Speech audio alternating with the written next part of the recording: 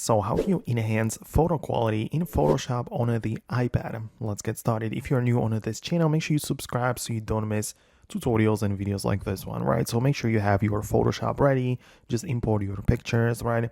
And there are some things you can, of course, do.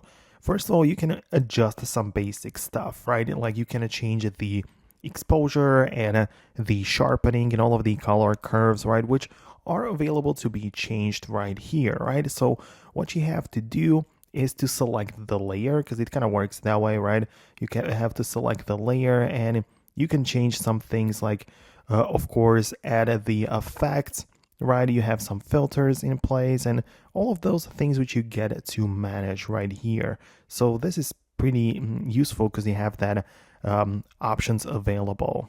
Keep in mind, however, that there is a difference between using Photoshop and a Lightroom, which is also from Adobe, and you can use it with the same account, because the Photoshop is created for these like manual edits where you just have some masks and shapes and all of these other things. But the Lightroom, on the other hand, has much more options for like enhancing the quality, where there you have the ability to play with all of these sliders and change the colors and the clarity and highlights and all of the other things are available, right? So it's actually much better to use it within the Lightroom, if I'm being honest, even though you can do some stuff in the Photoshop, like, yeah, the Photoshop works, but as I say, it's much more for, like the masking and selecting some parts of the image, adding shadows and adding strokes and all of that stuff. But, in the Lightroom, you specifically change the colors and make it look much nicer, or perhaps bump up the shadows and all of that stuff, right?